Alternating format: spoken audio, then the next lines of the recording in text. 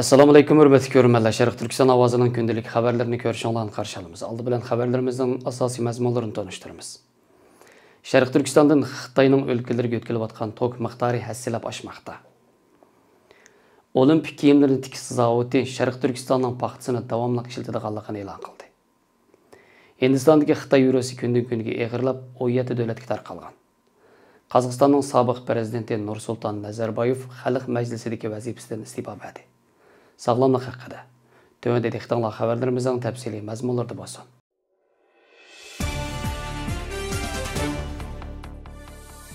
Atalmış Şinjan gezisining 27 apreldagi xabarda bildirilishicha, bu yil birinchi faslda Sharq Turkistondan Xitoy o'lkalariga o'tkazilgan tok miqdori o'xshash mazgildagidan bir hassa oshgan. Xabarda ko'rsatilishicha, bu yil birinchi faslda atalmış Şinjan elektr torining Sharq Turkistonning tokini Xitoy o'lkalariga yetkazish miqdori soatiga 29 milliard 300 million kilovatga yetgan bo'lib, bulturqi o'xshash mazgildagidan 42% oshgan. Buning ichida yangi energiya tok miqdori soatiga 7 milliard 500 million kilovat bo'lib, birinchi faslda sirtqa yetkazilgan umumiy tok miqdorining taxminan 25%ni egallagan. Bu yil mart oyida Sharq Turkistondan Xitoy o'lkalariga yetkazilgan yangi energiya tok miqdori 3 milliard 100 million kilovat bo'lib, bulturqi o'xshash mazgildagidan 15,3% oshgan. Kuniga o'tir hisob bilan sirtqa yetkazilgan yangi energiya tok miqdori 100 million kilovat soat bo'lgan. Yana bir tarafdan Sharq Turkistonning elektr energiyasini Xitoy o'lkalariga texmo ko'plab yetkazish uchun yo'l qo'yilgan tadbirlarning unimining ko'rilganligi qayd qilingan. Xitoyning Sharq Turkistondan boylik va energiyalarni bulang-talang qilish qilmishi uzun yillik tarixga ega bo'lsa-mu, yaqinqi mazgillardagi qidirish, echish, yo'tkash harakati texmo kuchaygan.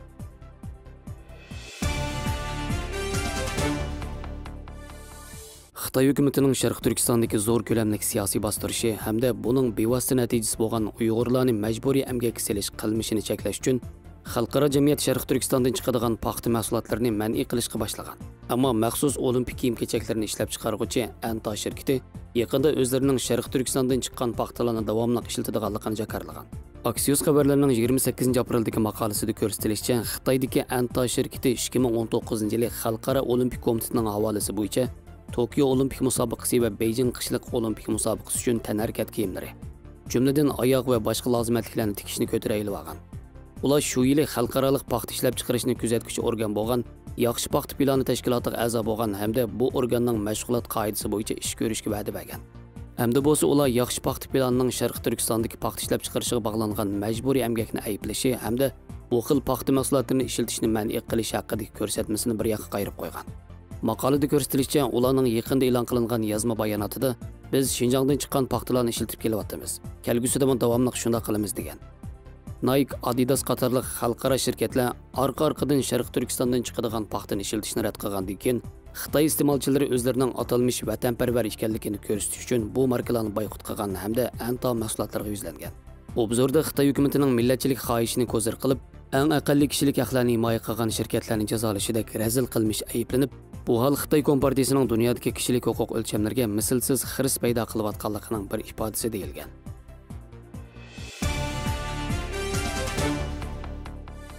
Hindistonda Xitoy virusi bilan yangi yuqumlanuvchilarning soni 360 mingga yetib, 3293 odam qazo qilgan.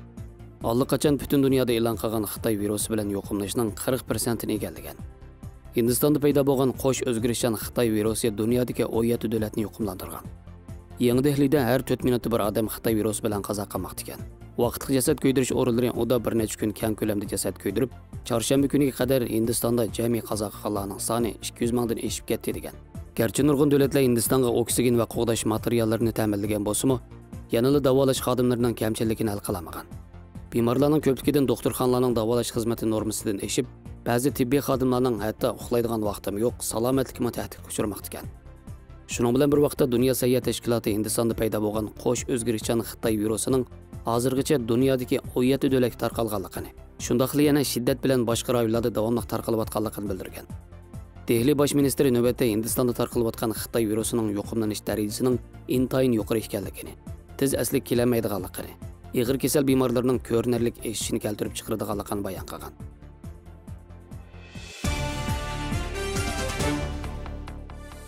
Qazaxıstanның sobiq prezidenti Nursultan Nazarbayev davlatning ichki siyosatida muhim o'ringa ega Qozog'iston Xalq Majlisining boshliqlik vazifasini prezident Qosim Jomart To'qayevga o'tkazib berganligini e'lon qildi.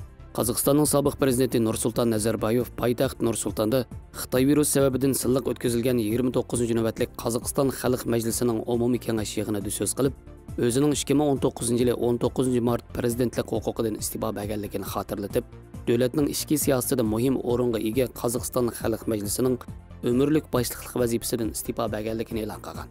O davlatning barliq mas'uliyatining bir qo'lda bo'lishi kerakligini bildirib, Xalq Majlisining boshliqlik vazifasini prezident Jo'mart To'qayevga o'tkazib berishni qaror qilganligini eskartgan.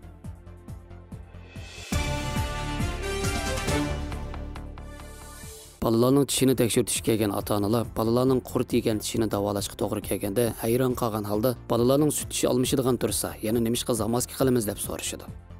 Balalarning sut tishi ularning o'sib yetilish jarayonida nihoyat muhim rol o'ynaydi.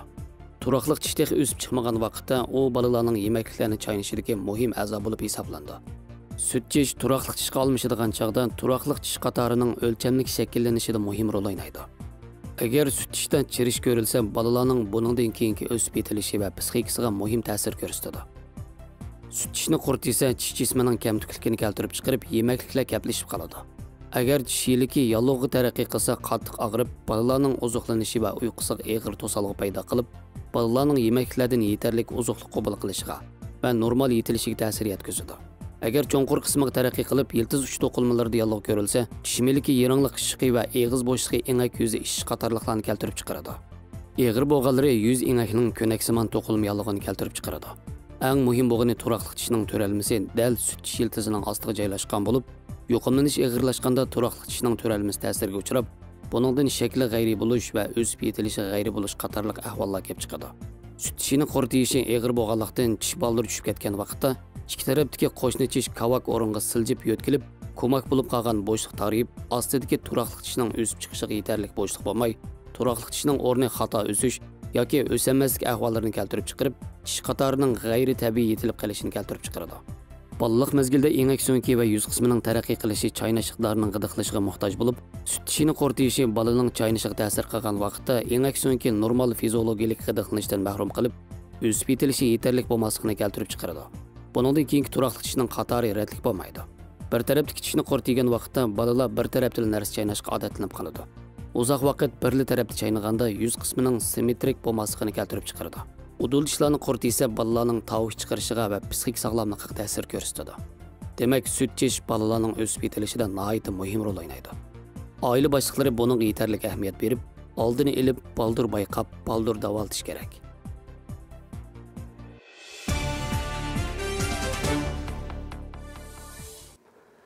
Xabarlarimizni ko'ngildan rahmat. Ko'rishguncha omon bo'linglar. Xayr xo'sh, Allohga omonat.